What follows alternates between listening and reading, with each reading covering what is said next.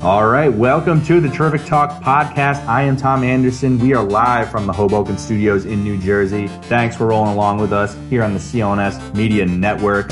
We have a very special podcast for you today, the special NBA trade deadline pod.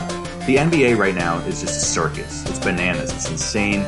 Huge player movements. I think like 80 players got traded over the last 8 days. It's just been crazy. Steve and I are going to break it all down. Markelle Fultz, our boy from Philly, got traded. He's got a new team. LeBron is sad. Steve ran into some crazy Kings fans. He's got a crazy Kings story from Sacramento. We're also going to talk a little bit about the Super Bowl. I thought it was the worst game of all time. Steve, I don't know if he was on crack, thinks it was an incredible game. I don't know what the hell he's talking about, but if I can ask, I need a big favor out of you guys. If you're listening to this podcast right now on your phone, just go to the Apple Podcast app. You've got Terrific Talk pulled up there. Please rate and review. Give it 5 stars. Maybe leave a review. Say it doesn't suck. That would be greatly appreciated. So thank you for doing that. Thank you for listening. One quick programming note. I've got a very, very special guest on the Terrific Talk podcast next week. Carl Radke. Yes, Carl Radke from Bravo's Summer House is coming on the pod next week. I am so excited. Tori and I started watching Summer House on Bravo from the very first episode, and we fell in love with this show. It's hilarious. It's about a group of like 30-year-olds who go get a summer house in the Hamptons every summer, and they get wasted, and there's a ton of drama. Carl is my favorite. Carl is going to be here on the Terrific Talk podcast next week. I don't know what we're going to talk about, but it's going to be a blast. I can't wait. Tori's never been more excited for a guest ever on this podcast. Sorry, Steve. But she is pumped. Hope you guys are pumped too. It should be fun. But today, we're talking hoops and the NFL with my man, Steve Hallinan. Let's do it right now after the greatest intro music of all time. Welcome to Terrific Talk. My name is Tom Anderson. Tom Anderson. Back to win back the game. Gone. Back, gone. Tom Anderson. Great cash, homie. Great cash, homie. I feel ready to go another 9 innings. Touchdown. I feel ready to go another 9 innings. Touchdown. Today, I consider myself the luckiest man on the face of the earth. Terrific Talk Podcast. Welcome back, Terrific Talk Podcast. Here comes the hoe. I'm your host, Tom Anderson. first. Behind the bag. It gets through Buckner. Here comes Knight and the Knicks win it. Back.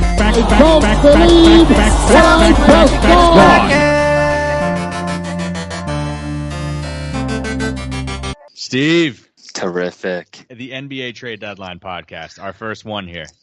It's amazing. Dude, how about the Lakers, man? Making moves. The Lakers. You're out in Yeah. LA. What's the mood out there? Dude. No AD. Got to be a little disappointment. Dude, but don't worry. They made the best move of all time. They got Mike Muscala. I saw that. Dude, I laughed. It's funny. It's funny that how the trades happened for the Sixers. I'll touch on LA. I'm actually in Sacramento, so I have a great story about Sacramento, the Sacramento trades that I'll tell you in a second. But Tell it. Last week, Aaron and I went to the Lakers game, which I feel like I mentioned on last week's pod. And we're watching the game, and I think I said it like Aaron's like Mike Muscala. We have a guy that played for Bucknell. Oh, I hate him. He's horrible. Awful. She also didn't like Landry Shamet, and both of those dudes got shipped out. They must have had a recording device on Aaron. Yeah. And then when they heard when Elton Brand heard, oh, she doesn't like Landry or Muscala, they're out of here. But dude, great story from last night. So I'm in Sacramento, traveling around with my boss and our local rep here, and we went into this pizza place for dinner. So we don't have a car. It was far because the local rep will drive, but it was far enough away that we just had the Uber. So we get an Uber. It's like a quick ride, 5 minutes maybe.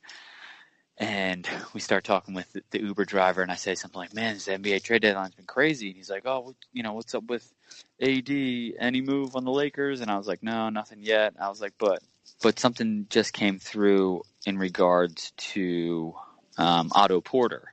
Otto Porter going from the Wizards to the Bulls for who they got. And they're like, hey, you got Jabari. He's not going to do anything, blah, blah, blah, blah. And then I was like, oh, and actually there's this other one. It's looking like Iman Shumpert got traded.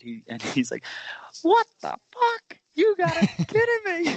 Because he's a Sacramento fan. He's like, Shumpert's the only one that we have that can play defense. He's going off. He's like, who do we get? I was like, Alec Burks? He's like, who the is that? It's amazing. I was like, I don't know, never heard of him. So Kings They fans did a nice fired job up. getting Harrison Barnes, though. They did. So that was and then while we were sitting at dinner, the alert came through about Harrison Barnes. But it's funny because as we were sitting in the car, he's like, we have no one to play defense. And I'm like looking through the roster and I'm like, what about Justin Jackson? Like, how's he been playing? And, he's like, he's just still too young. And, my boss joked me, he's like, hey, you still got Zach Randolph. He'll be fine. And, don't you know, both of those dudes were the guys that got packaged to send to Dallas to get Harrison Barnes. So it's just kind of ironic how that worked out. But Kings fans are fired up out here. They're loving their young team. Good for the Kings fans. I remember back in the early 2000s, that Kings team, I loved the Kings. Because I was the Nets guy, and obviously that was when the heyday for the Nets, Jason Kidd. And I loved the way the Kings played basketball. They were fast break, beautiful Mike Bibby, passing team. Jason Williams. Chris Webber was one of the best passing big men ever. Never got enough credit. He was incredible. And the Kings fans would sell out every game. Like, it was a super hard place to play in Sacramento. And then, the last 15 years have just been a complete disaster. The ownership's kind of run that team into the ground. It's nice to see De'Aaron Fox and some of these young guys, Buddy Hield, who I always liked, playing really well. Yeah, no, it is good. I was a big Peja Stojakovic fan because I was again a shooter, so I always appreciated the pure shooter. I mean, he was kind of like Steph. Steph is on another level, but like Peja was the guy that was basically automatic, like how Steph is now. Steph has taken that to the nth degree, but he was. I would always play as the Kings in like video games when I was younger, and Peja was just he could not miss. Automatic. But this trade deadline, dude, there were more than 60 players dealt in the past 8 days. Bonkers, man. 20 draft picks changed hands. Nearly 15% of the league involved in deals. And before we get into any of the big stuff, today, we talked about him last week. We've talked about him all year. Our boy Markelle Fultz is leaving Philadelphia. I'm sad. Good riddance. I'm sad. No. I wish it would have worked out, to be honest. I saw some highlights of him in high school or in college. He did actually record a triple-double at one point last week. I had my young cousin remind in a group chat how, we got hosed. Markelle, the youngest player to ever record a triple-double. And I reminded him that, we actually need him to play basketball to be an asset, to be productive. So we just had to move him. But, I can remember when we made that move on draft night to go get him, being super excited, kind of viewing it as a dual threat point guard type operation where he could be the shooter, Ben could be the slasher and finisher at the rim. And I thought it was going to really kind of take us to the next level. But, now you look, hindsight's always 20/20, but you see what Jason Tatum's been doing. You see what Donovan Mitchell has done. And you're kind of like, man, and we're stuck with this guy that has a thoracic whatever they're calling it, syndrome. I'm like, thoracic outlet syndrome. Outlet, there's the word. So it's just, I think that you said it actually in the podcast around Thanksgiving that you did solo, where you're just like, I feel Markelle needs a fresh start, and he just needs to get out of Philadelphia because it's never going to work out. But it sucks now that so they dealt him to the Magic, and that's not a good situation. Like, I mean, that was one of the teams that when we did our over-unders, I think that they have had the most appearances in the bottom 5 of the NBA over the last 5 years. So, yeah, not good. I did say that around Thanksgiving that they should deal him. I feel like I might flip-flop now. I feel like they might have rushed this. Dude, is it too late to give up on Markelle Fultz? Like, they couldn't have tried to get his trade value up a little bit more? Well, here's the thing. I mean, we got a guy that can actually play basketball. Jonathan Simmons last year averaged nearly 14 points a game. He had some good showings. I think it was with the Spurs for a little bit there. Yeah. But the other thing is, like, people have said this a lot about Carson Wentz, the Nick Foles Carson Wentz debate. The best ability is availability, and Markelle Fultz is cleared to play basketball, but he's still not playing. And there's no timeline on when is he going to return. I feel like I read something recently about Brett Brown saying, I don't see him playing any basketball anytime soon. So it's just kind of like, the definition of insanity is doing the same thing over and over again and expecting a different result. I feel like this is last year to this year, it's been the same thing. And, you got to just know when to cut your losses. Like, so Aaron's working at Caltech out here, and they have a lot of leadership conference things and different speakers that come in and talk. And she actually called me after they had one speaker a few months ago, and it was basically saying how one of the biggest issues that people have with just like, whether it's an investment or this or that, it's like they don't know when to cut it out. And even though they're going to take a loss, they can invest time or money or something elsewhere that builds it back up. And she was like, I feel like that's the Sixers. Like they want to keep like just waiting and waiting and waiting. But in all that time that you're waiting, you could have just cut the distraction, moved on to something else that could also lead to a better situation. So I think, for us to get a first round pick, a second round pick, and a player in return for this one guy who's maybe played 30 games in his entire career and almost 2 full years of the NBA, like take it and run, I get it. Listen, I completely get it. As a Brooklyn Nets fan, though, I will tell you, nice lesson in not giving up on young players too early. That's true. All-star D'Angelo Russell. Yeah, yep. He's been playing different well. Situation, but Russell got to a different team, didn't have the same pressure on him, and he's grown into an all-star, and he's a legitimate NBA player. I'm not saying the same thing would happen with Fultz, because that's the injuries are a different thing than what D'Angelo was dealing with. But yeah, D'Angelo was a personal thing, locker room thing. I think it was just, like he could at least still play. Like this dude, he left November 16th or whatever, and we talked about it, and I said, Tom, he's not playing a game before February 1st. Well, we're at February 7th now, and it's like, how much longer you got to wait? Yeah, no, well, it's sad. The Markelle Fultz era in Philadelphia is over, but let's talk about the Eastern Conference here, because a lot of big moves here made at the top of this conference, which is it's super interesting. LeBron goes out west, and now the East has got all the good players now. It's an arms race. Yeah, I mean, I would argue that the top 4 teams in the East now are better than anybody in the West outside of the Warriors. I agree. So everyone kind of made moves to improve their team. We can continue here with you and the Sixers, bringing in Tobias Harris. I was really kind of taken aback at first when I saw that they did that. So I watched Tobias Harris play last year with the Pistons. I got to go see him live. And I came away really impressed. His offensive game is really, really good. I think he's an underrated player in the league. He's going to be a free agent this coming summer. I wonder if my just kind of take on it is almost a contingency plan if you want to get rid of Jimmy Butler. Yeah, Tobias can kind of carry that offense for less money. I could see that. Yeah, I could see that. I mean, he's still at a slotted if we sign him for a max contract at 4 years, $140-some million. So he's still carries a price tag with it. But what was your reaction to the trade? Are you happy? You like it? Oh, I was definitely happy. Especially to kind of give away what we gave away. Obviously, I didn't want to give away that unprotected or what was that? The unprotected Miami pick was kind of tough because that's something that we obviously. We relish that pick. I mean, giving away our first round pick, in theory, it better be pick number 27 and on. You know what I mean? Like, I don't expect that to be a great pick.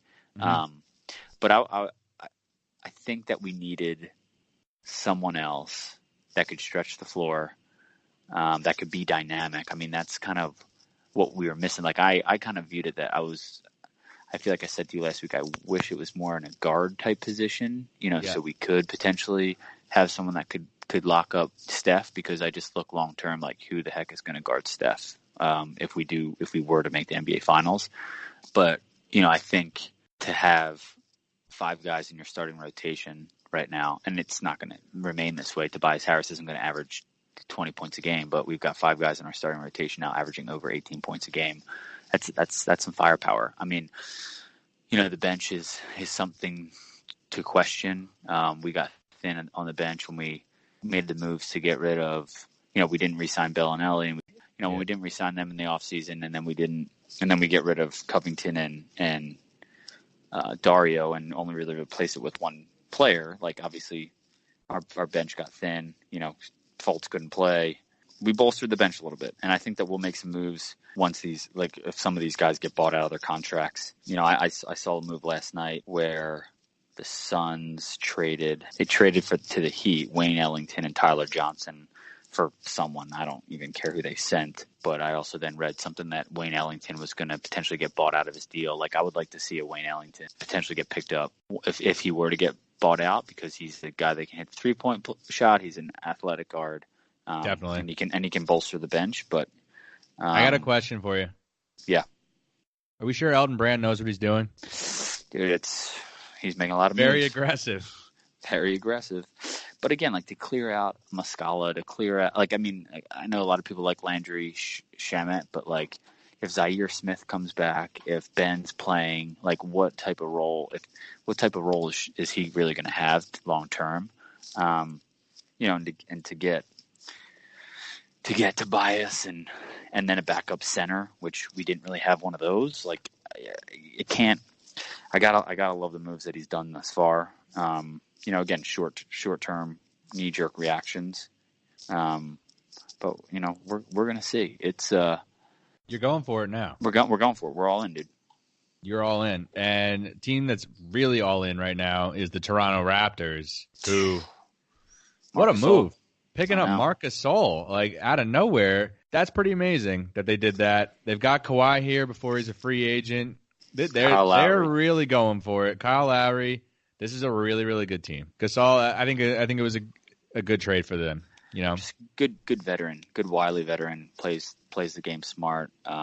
He can obviously hit the three, so he stretches the floor, which could open it up for Kawhi to do his thing. It's a different team than years past, but then you always kind of remember the past couple of years, Toronto going into the playoffs and they just bottom out. Now they don't have to go against LeBron making circus shots to win games like they have in years past, but got to see it first, Yeah. Like I said, different team makeup, but no guarantees. But they improved. They improved. I think they're the team to beat. Number 2. I think they're the team to beat.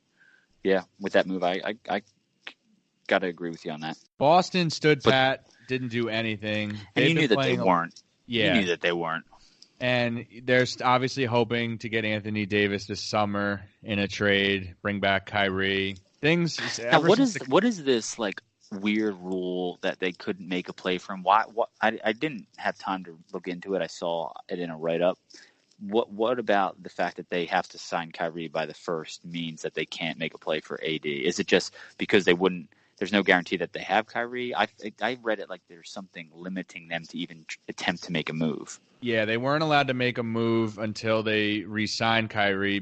It's a weird NBA rule, but apparently teams can't acquire 2 players of like this magnitude via a trade. Got it. You're not allowed to do that. So they got Kyrie in the trade from Cleveland, so they're not allowed to get Anthony Davis in the trade from New Orleans. So they have to wait until they re-sign Kyrie, and that kind of resets things. Got it. Okay. And that so is bizarre. Yeah, we might as well talk about the Celtics trying to get Anthony Davis. Pelicans, I think, definitely made the correct decision not to rush this trade before the deadline with the Lakers, because the Lakers were really the only offer we were hearing out there. And they had the leverage. They had no leverage, the Lakers. Yeah, the Pelicans had it all. Yep. Yeah, exactly. And Anthony Davis is still under contract for the rest of this year and next year, so the Pelicans have plenty of time to try to get a trade, and they might as well wait till at least the summer to get all the best offers you can possibly get. Like, the Lakers deal is still going to be there this summer. The Lakers are going to do anything to get Anthony Davis. LeBron is going to be super annoying about it. Like, that is the goal of the Lakers. The Lakers will get rid of every single player, which I think is hilarious.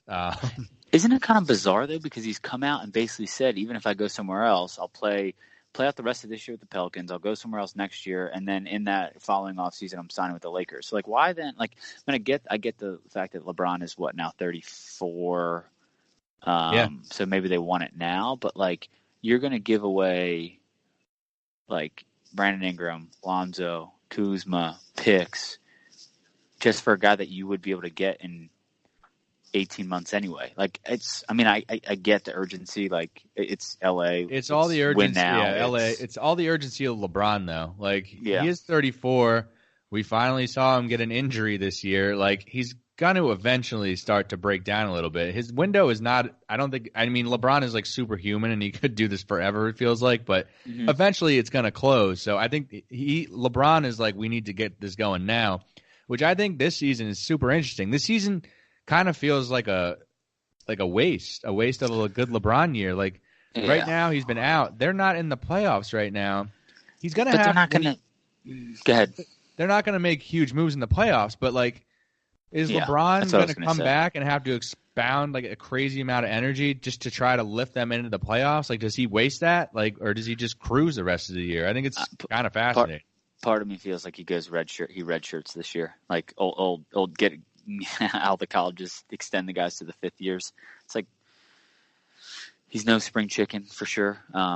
If he's 24, 25. Yeah.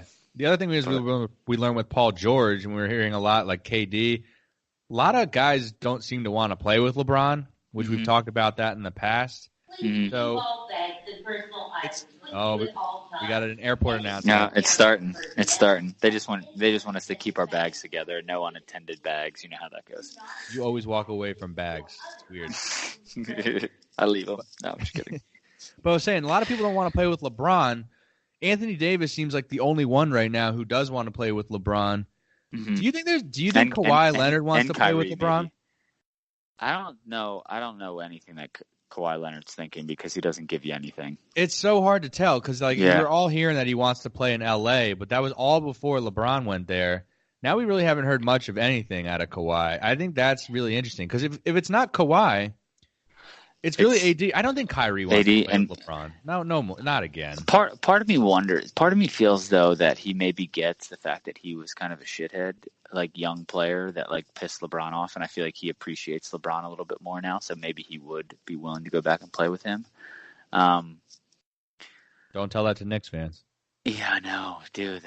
I know this whole idea of Knicks getting KD, Kyrie, Zion. I just can't wait till they don't get anything. We said it last week. I can't wait till they don't get anything. Pipe dream. But yeah, I don't like go back to Kawhi. I don't know what he thinks. I don't know what his mission is. He's just kind of Mr. No personality. So you just gotta take it in stride and just react to what he ends up doing. I think the idea, though, of these guys these guys are young, they're talented. Like, why would you automatically want to go in and stay in LeBron's shadow? And when you're as good as, look at Paul George, dude. Guy is lights out. He's probably first team All Pro or All NBA right now. He's playing out of his mind. But if you went to LA, it would be the LeBron show. So I think that maybe some of these guys are getting to the point where they're coming into their own, and they're like, wait, no, this could be me. This could be me. This could be my show. I could be the go-to guy. I could make this happen. And I mean, I feel like we said with Paul George, he had that crazy injury where he's just like, I'm going to take the most money possible. I don't know, again, the financing, how it's structured, but if LeBron is making what he makes, he's going to be the highest paid player. There's no way that they can have someone that's equal to the level that he's getting paid. Correct. So for these guys, I'm like, okay, why am I getting brought in at a discount when I know I could get that same money somewhere else and be better, be a better player long term all around for myself. Playing with LeBron is you've heard it from players who have played with him, especially really, really good ones like Chris Bosh and Kevin Love. There is so much pressure that comes with playing with LeBron because you're expected to win the title every single year. And if anyone is struggling, if the team is struggling, no one ever blames LeBron. They always blame his teammates. That's a really tough position to be in. Do you want to be that guy who just has to take the fall for the whole team playing like crap? No. Because he's no Kobe or MJ. He's the GOAT. He just doesn't win all the time. You know what I mean? Like those guys. Well, Kobe didn't win all the time, but easy. MJ. Well, Kobe though, finals. Is he 5 for 5? No, he lost to the Celtics. He lost to the Celtics. But 5 for 6. Jordan 6 for 6. What's LeBron like? No, 3 for LeBron. 9? Kobe lost twice. He lost to the Pistons too. Oh, I forgot about that one actually. That was a stupid year. But still, 5 for 7. LeBron's 3 for 9. So it's I guess you can be because Kobe and Jordan, you hear horror stories about them, but at least it's the percentage is higher. We're gonna actually win. At least they're gonna win. I wonder if LeBron is coming to the realization that it's just wait, this world doesn't revolve around me. I feel like that's why part of him, he had this vendetta. I don't want to say vendetta, but just this weird, negativity towards Steph Curry, like when Curry won those back-to-back MVPs and then they beat them and he like had this like Halloween party where it was like RIP Warriors. Like I just feel like he was like jealous of the attention that he was getting. Like I wonder if it's coming. 1,000% he was jealous. And I don't really completely blame him for that because at that time, I mean, Steph Curry was incredible. You know, there's no bigger Steph fan than me. But LeBron really was like still kind of the best player in the league, and Curry was winning all the MVPs and getting all the attention. That definitely ate at him. I don't completely blame him for that. Yeah, and I don't, but I just wonder now if he's like having this like moment of clarity where it's just like, wait a second, like all these other guys actually could take some limelight away, and they, you know, don't think that they need me to get it done. Like you wonder what his mentality is right now. Interesting, because he's been the number one guy, like the most famous guy in basketball since he was in high school. Like it's been 20 years now. He's been that guy. When that starts to fall off, it is going to be interesting to see how he handles that.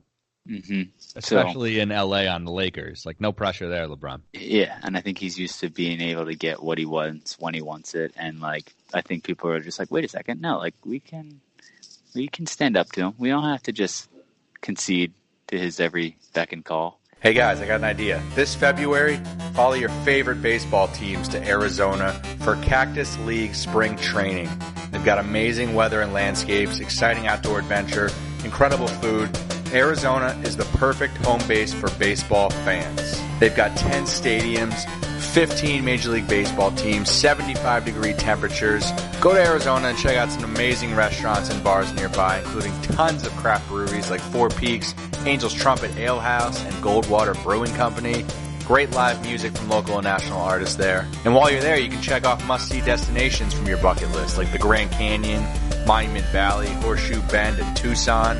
Arizona is a fantastic destination for families with family-friendly resorts and hotels that offer plenty of fun for kids of all ages, from water parks to horseback rides to games and activities.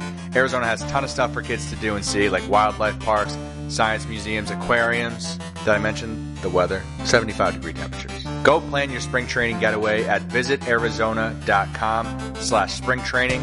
That's visitarizona.com/springtraining. And you know, there are a lot of things in life that aren't right. Like where I am, it's 20 degrees outside.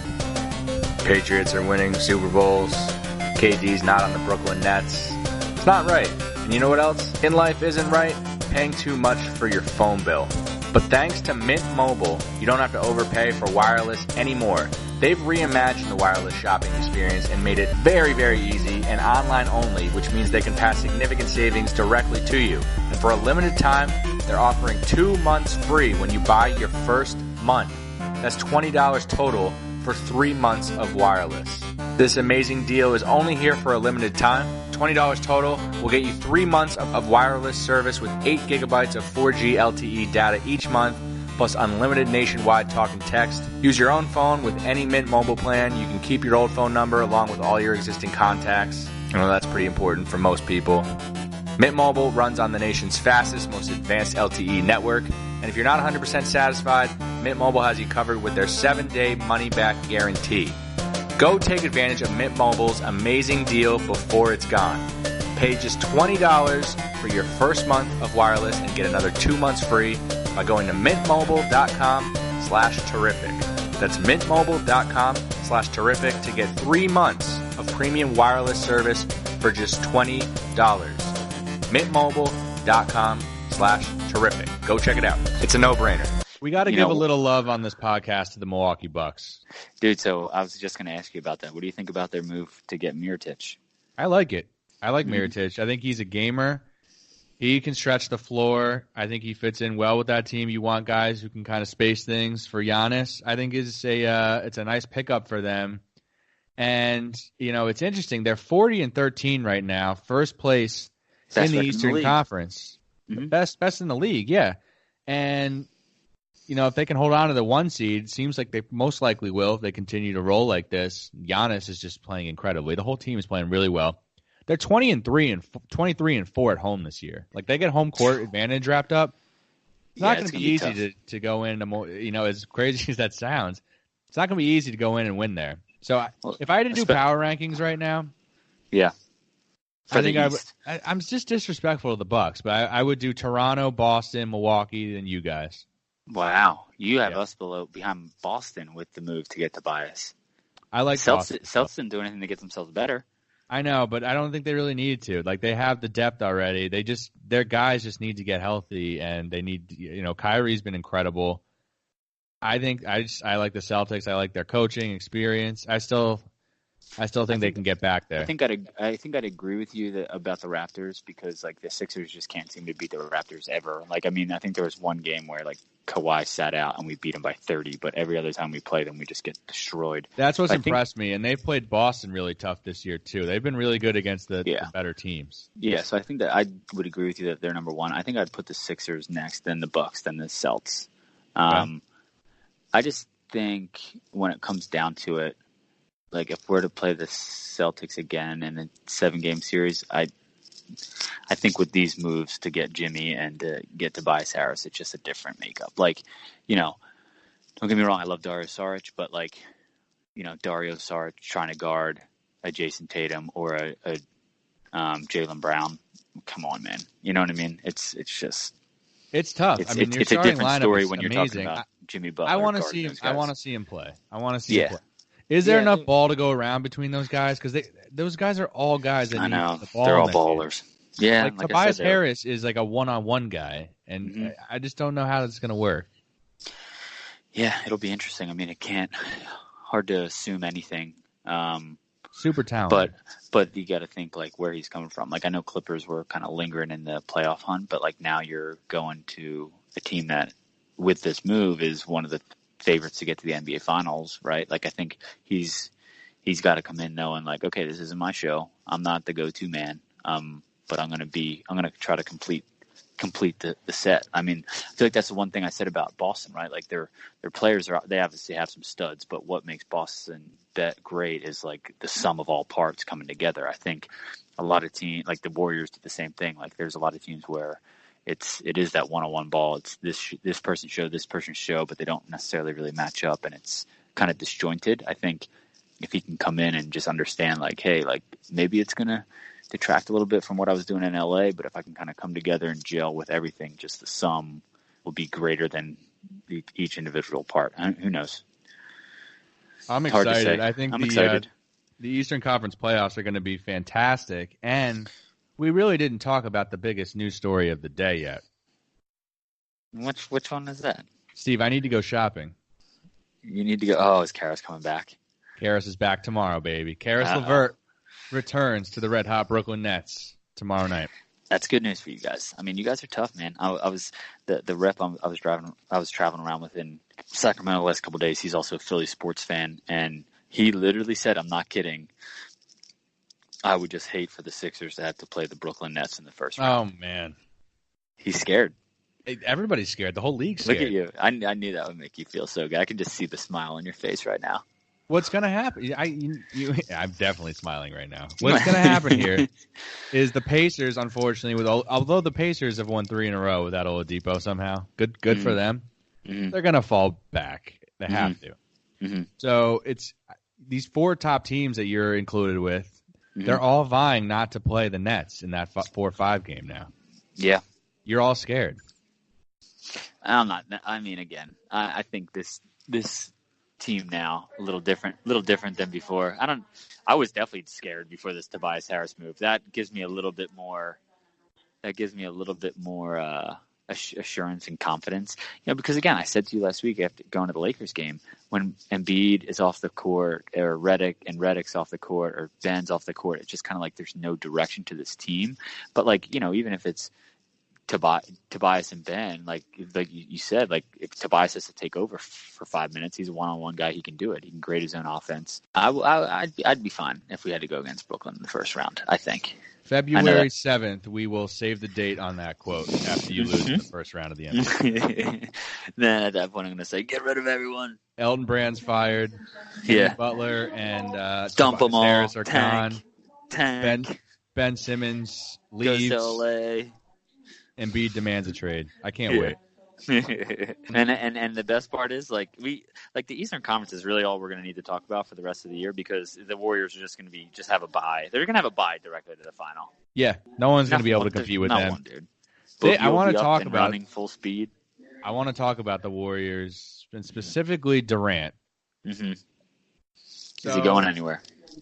Is he going anywhere? And I don't know if you heard his media rant yesterday. Mm-hmm. I saw it. Now y'all piling on me because I don't want to talk to y'all about that. I have nothing to do with the Knicks. I don't know who traded Porzingis. They got nothing to do with me. I'm trying to play basketball. Y'all come here every day, ask me about free agency, ask my teammates, my coaches. You rile up the fans about it. Y'all let us play basketball. That's all I'm saying. And now when I don't want to talk to y'all, it's a problem with me. Come on, man. Grow up. Grow up. Yeah, you grow up. Come on, bro.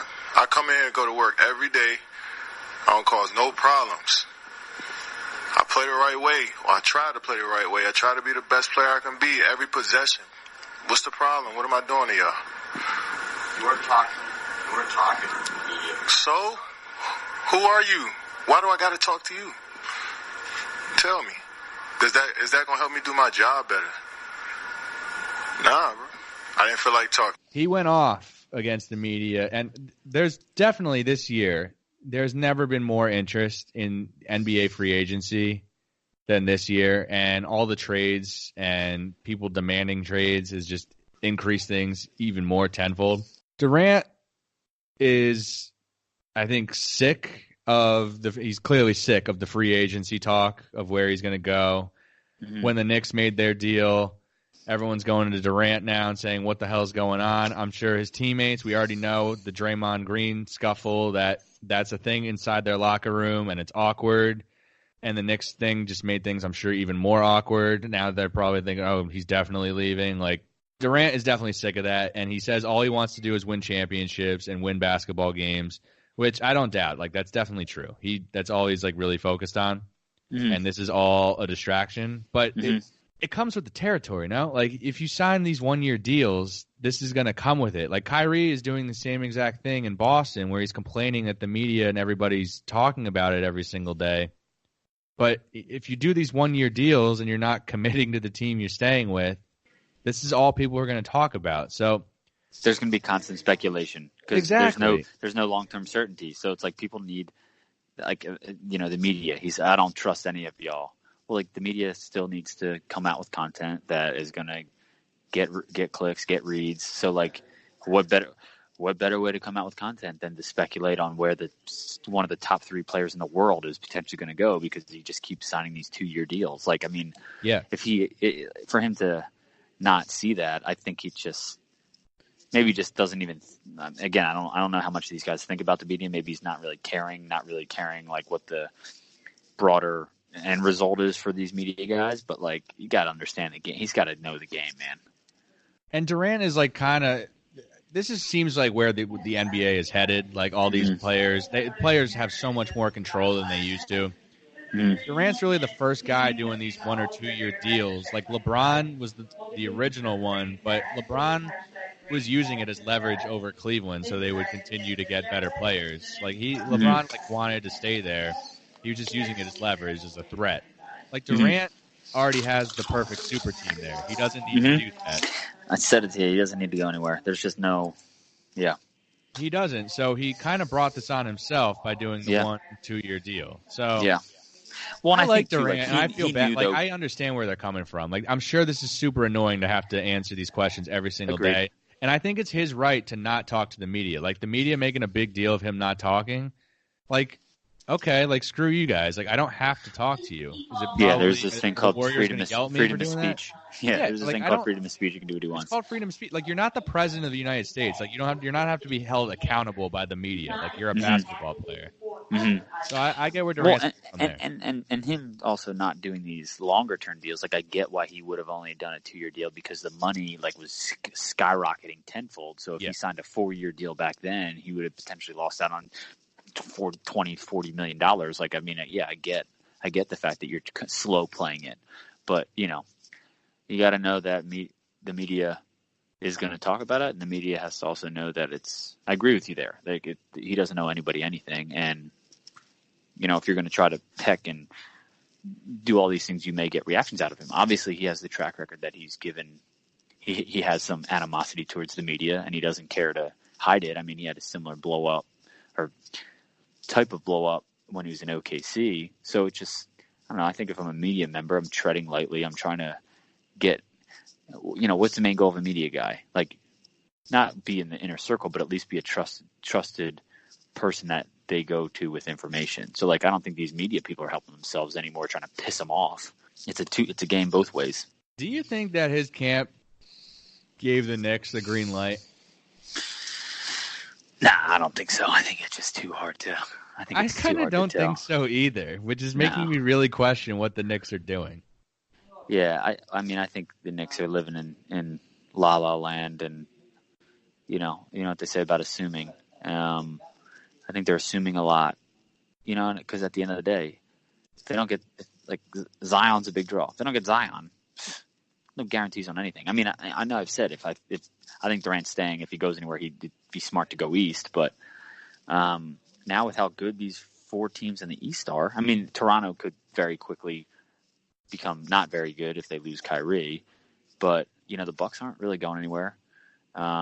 Things could change up with the Celts, but again, if they make a deep run, like Kyrie resigns, like him going east, it doesn't guarantee anything either. Like, to me, the guarantee for him is staying with the Warriors. That's just kind of how I see it. Stranger things have happened. What are the Clippers doing? Dude, do you know what's funny? I said this to Aaron earlier today, and I did it yesterday, like after all these moves, and obviously the fact that the Clippers are a joke, and we were in Staples, and the people working the concourse said, "Oh, it's pathetic when it's Clippers games." I almost want to buy season tickets to the Clippers because they have space, and if some of these guys do decide, what was Kawhi's big thing was going to LA, and I think he preferred Clippers over Lakers. If all of a sudden they have these 2 max slots, and and again I've said that KD wants to stay in Golden State, should stay in Golden State, but if Kawhi goes there and all of a sudden KD's I thought I was better than LeBron. He came out recently and it's he thought winning in 2017 put him above LeBron as best player in the world. What better way to stick it back to LeBron than to take over the city that he moved to? You know what I mean? In the franchise as the Clippers, that's kind of been the laughing stock compared to the Lakers. I don't know. Time will tell. He's a big tech guy. He likes California. Go play for Steve Ballmer. I'm telling you, don't rule out I've been saying that the whole year. Do not rule out the Clippers for KD. It would be interesting. It would be interesting. The NBA is amazing right now. How about that greatest Super Bowl of all time? Did you enjoy it? Dude, so I know that it was getting ragged on. It was awful.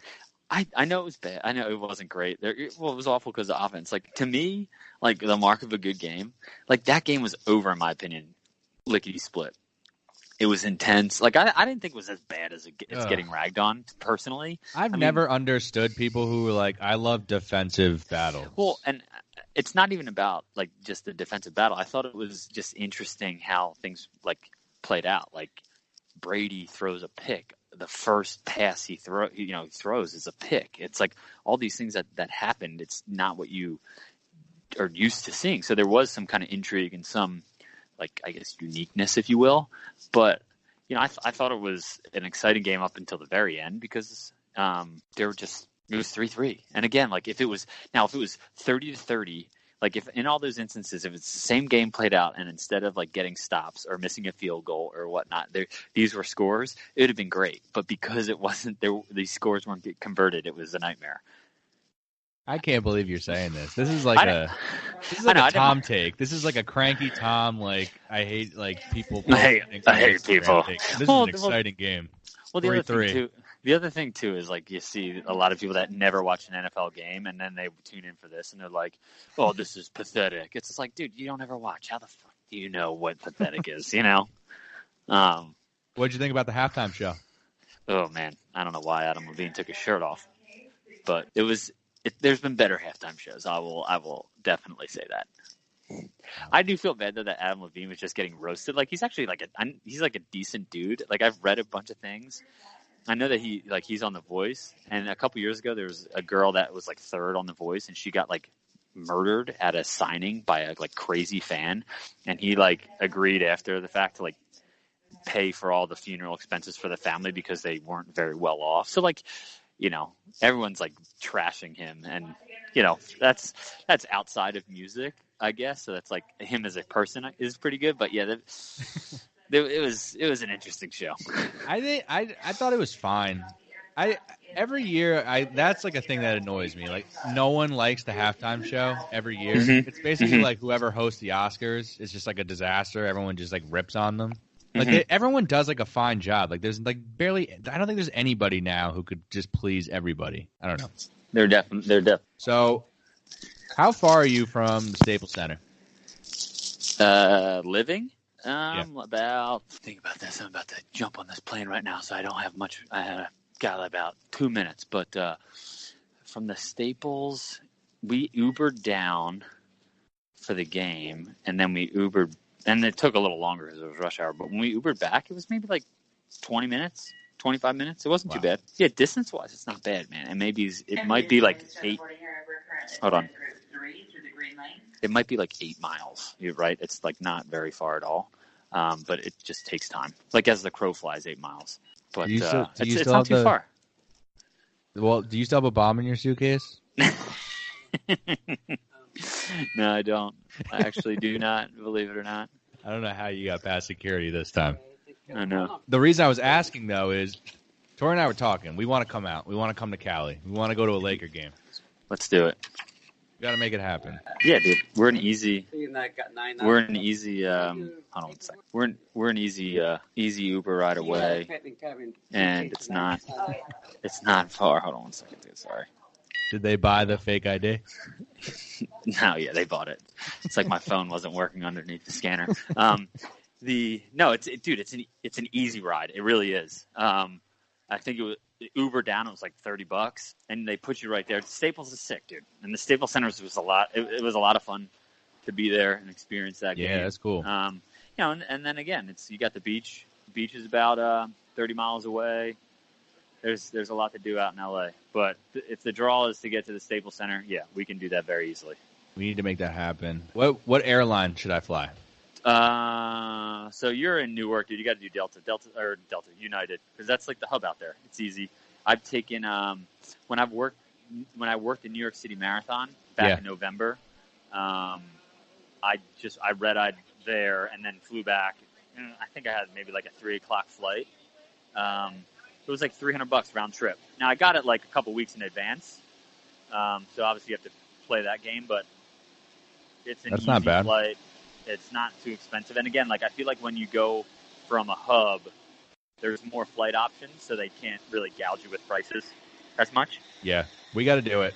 I'm gonna look into this. Look into it. We got to do a live podcast outside the Staples. Yes, dude. Outside of Staples. Imagine that. Set up a table. Right, set up a table right by the Kobe statue. Dude, it's not. No, but we can do it under Shaq's statue, dunking on something. Can we build a Kobe statue while we're there? We should. We should build a Kobe statue. Oh man, Woj!